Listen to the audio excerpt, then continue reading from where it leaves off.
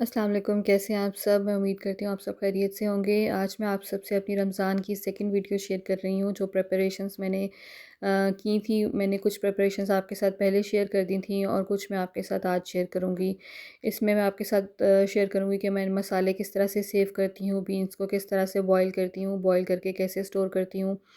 और ये शॉप मैंने आपको बताई हुई थी कि अगर आप लोग फैसलाबाद में हैं तो आप यहाँ से बल्क में सामान ख़रीद सकते हैं। दालें, चावल, चीनी, मैदा, बेसन, ये सब चीज़ें यहाँ से बहुत अच्छी क्वालिटी में और बहुत रीज़नेबल प्राइसेस में आपको मिल जाएंगी। तो मैं अमूमन यहाँ से ही बाय करती हूँ ये चीज़ें। और चने की दाल भी मैं बल्क में ले लेती हूँ और बेसन मैं चने की दाल लेके खुद ही पिसवा लेती हूँ। उससे बेसन का टेस्ट बहुत अच्छा आता है।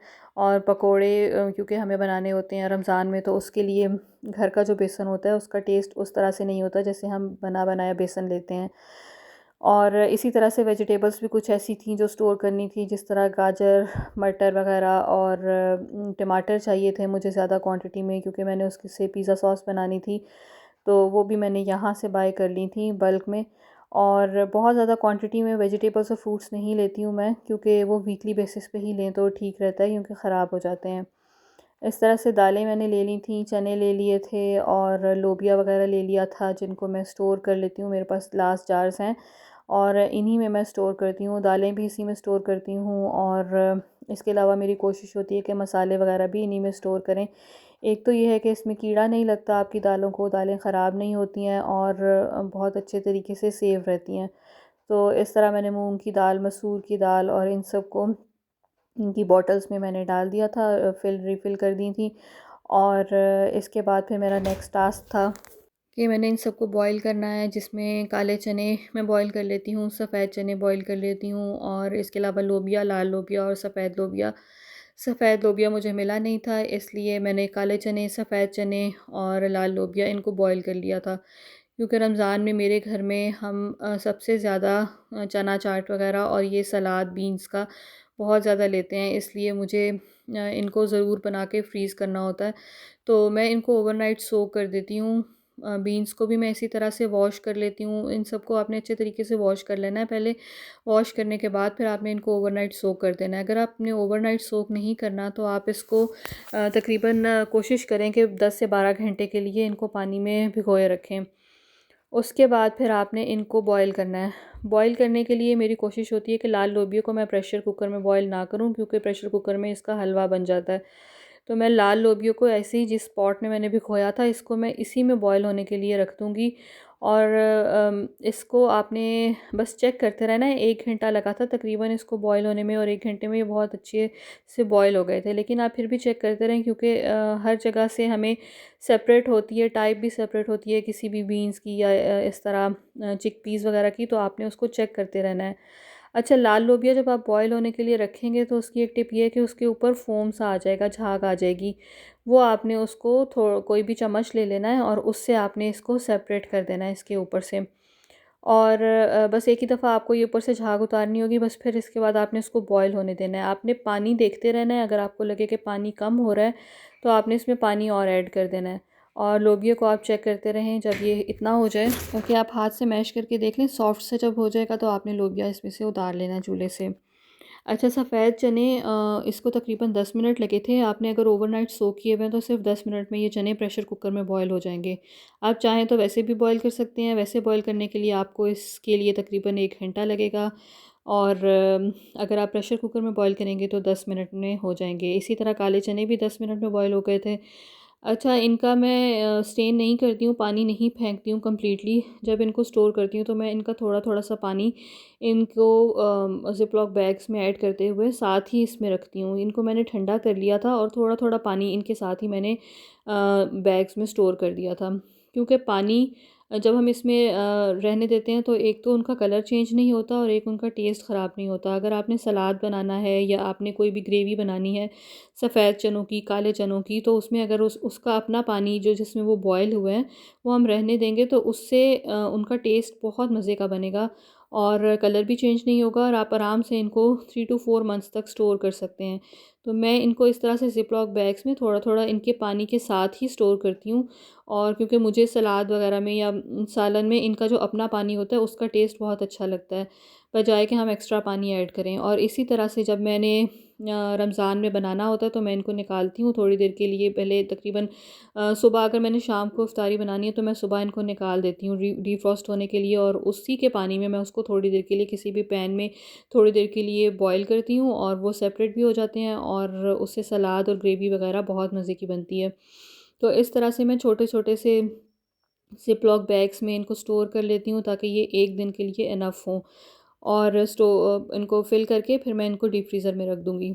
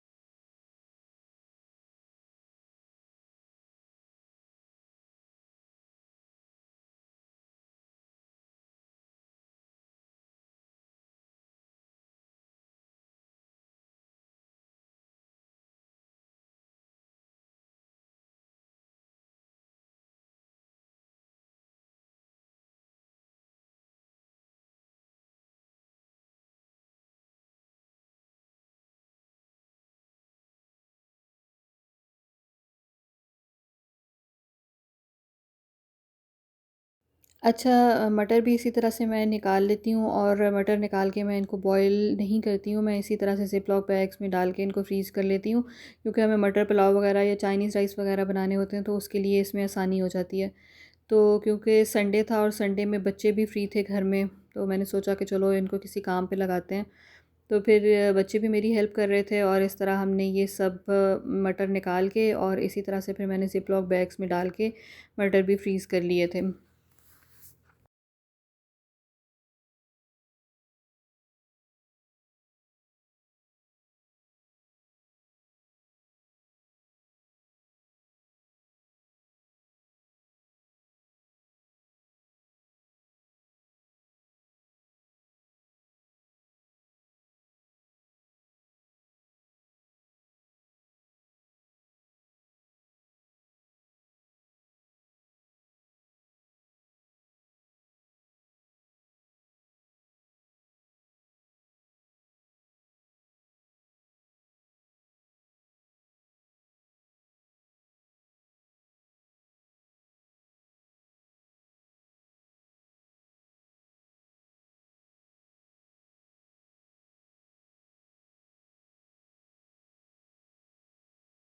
अच्छा, इसके बाद आ जाती है हरी चटनी, ग्रीन चटनी, क्योंकि हमारे बहुत सी रेसिपीज़ में ये भी यूज़ होती है जब हमें दही भल्ले बनाने हो या हरी चटनी बनानी होती है रायता बनाने के लिए, तो उसके लिए फिर मैंने ये ले लिया था हरा धनिया और पुदीना। हरा धनिया आपने ज़्यादा क्वांटिटी में लेना है और उससे हाफ़ क्वांटिटी में आपने पुदीना लेना है।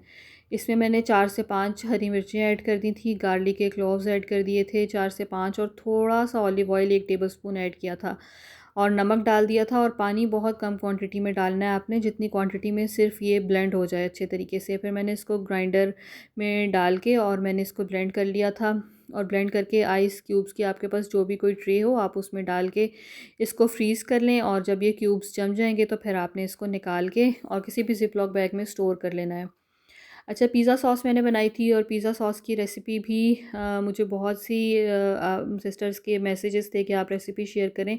पिज़्ज़ा सॉस सैंडविचेस में बहुत यूज़ होती है हमारे घर में। इसके अलावा बच्चे जिस तरह से हम पिज़्ज़ा, मैकरोनी या पास्ता बनाते हैं उसमें यूज़ होती है। और पिज़्ज़ा सॉस अगर घर की बनी हुई हो तो उसका टेस्ट बिल्कुल अलग होता है कि हम बाज़ार से लें। तो इसके लिए मैंने टमाटर ले लिए थे 2 किलो, और टमाटरों को मैंने वॉश कर लिया था। वॉश करके फिर इनको मोटा-मोटा सा काट लिया था। इसमें मैंने लहसुन ज़्यादा क्वांटिटी में यूज़ किया था, आप अपने हिसाब से देख सकते हैं। ये मैंने 2 बड़े बंच ले लिए थे लहसुन के, और मैंने उनको छील लिया था। छील के इसके साथ ही मैंने ब्लेंडर में डाल के थोड़ा-थोड़ा करके आपने इसको मिक्सचर को ब्लेंड करते जाना है, थोड़ा-थोड़ा पानी डालते जाना है ताकि ये अच्छे तरीके से ब्लेंड हो जाए। और आपने किसी भी पॉट में डाल लेना है और फिर इसको आपने पकने के लिए रख देना है। इसको 1 घंटा तकरीबन आपने पकने देना है। ये इसकी पकने के बाद हाफ़ क्वांटिटी रह जाएगी। कोशिश करनी है कि आप इसमें चम्मच हिलाते रहें, और इसका आहिस्ता-आहिस्ता से पानी जो है ये ड्राई हो जाएगा, और टमाटर टमाटर इसमें रह जाएँगे, पानी कम हो जाएगा। ये आप वीडियो में इसमें देख सकते हैं।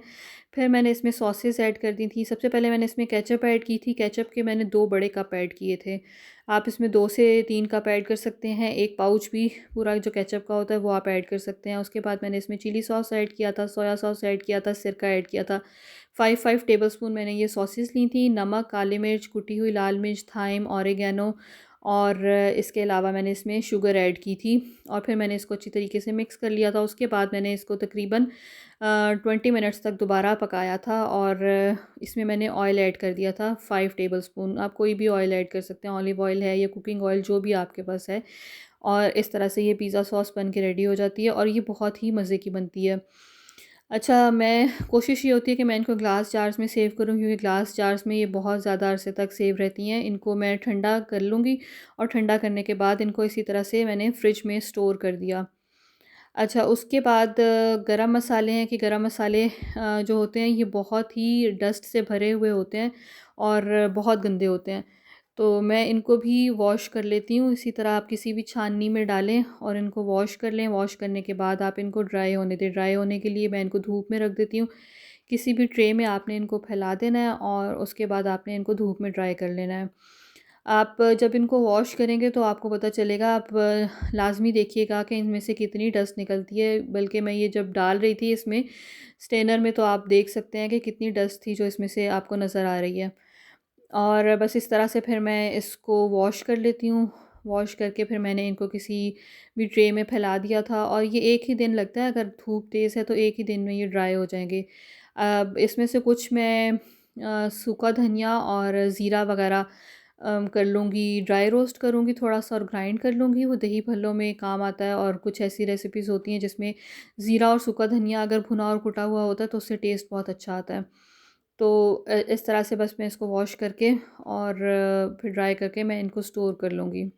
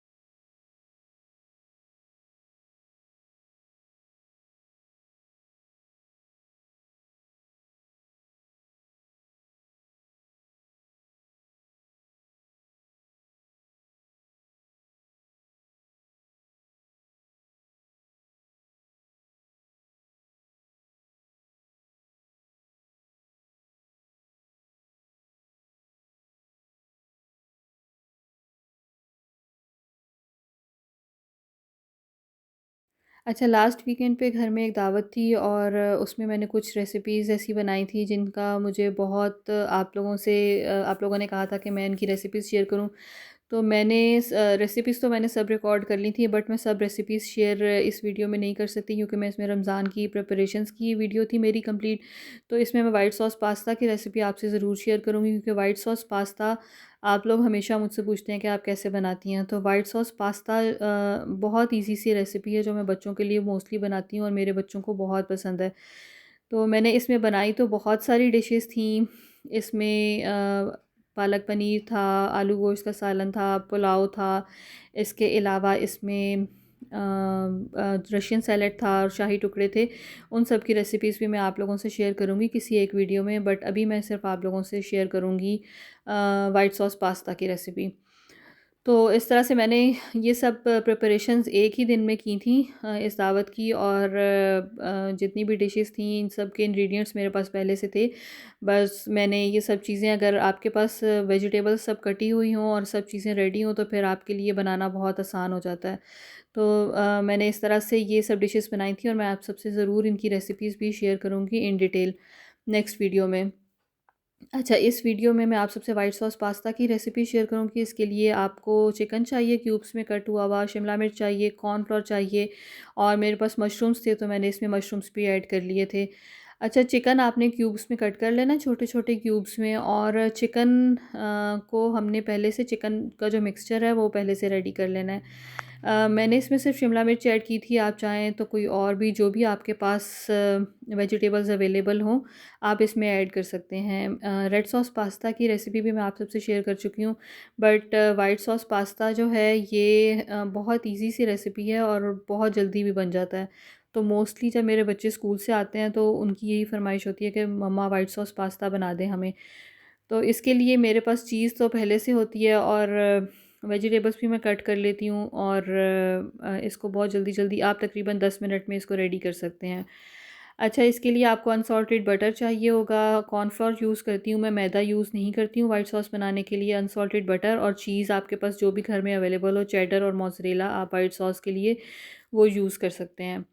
अच्छा, आपने एक कढ़ाई ले लेनी है और आपने फिर उसमें इसका चिकन का मिक्सचर रेडी करना है। उसमें मैंने थोड़ा-सा ऑयल ऐड किया था कढ़ाई लेके, और उसमें आपने थोड़ा-सा जिंजर गार्लिक पेस्ट ऐड करना है और फिर आपने चिकन को इसमें फ्राई करना है।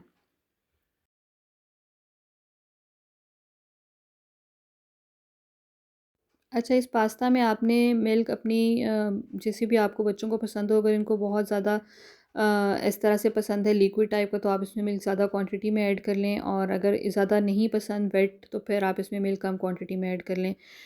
तो बस इस तरह से फिर मैंने चिकन को इसमें पैन में डाला था, थोड़ा-सा ऑयल, और उसमें मैंने डाला था थोड़ा-सा जिंजर गार्लिक ऐड किया था, और फिर मैंने चिकन को कलर चेंज होने तक फ्राई किया था। चिकन को फ्राई करने के बाद आपने इसमें नमक ऐड करना है थोड़ा-सा, इसमें ज़्यादा मसाले ऐड नहीं करने। थोड़ी-सी कुटी हुई लाल मिर्च ऐड करनी है और थोड़ी-सी काली मिर्च ऐड करनी है। उसके बाद आपने इसमें शिमला मिर्च ऐड कर देनी है, और मेरे पास मशरूम्स थे, मैंने मशरूम्स ऐड कर दिए थे, आप मशरूम स्किप भी कर सकते हैं। इसको थोड़ी देर के लिए आपने भूनना है और ढक के इसको आपने 5 से 7 मिनट बस पकने देना है।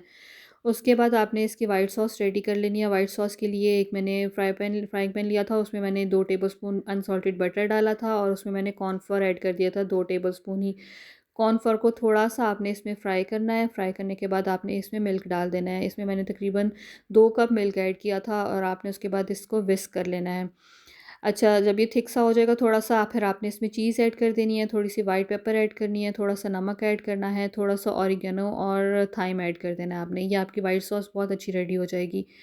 फिर आपने जो चिकन का मिक्सचर था, उसी में आपने जो पास्ता पहले से बॉयल किया हुआ था, वो ऐड करना है, और ये जो आपने सॉस बनाई थी, व्हाइट सॉस, वो इसमें ऐड कर देनी है।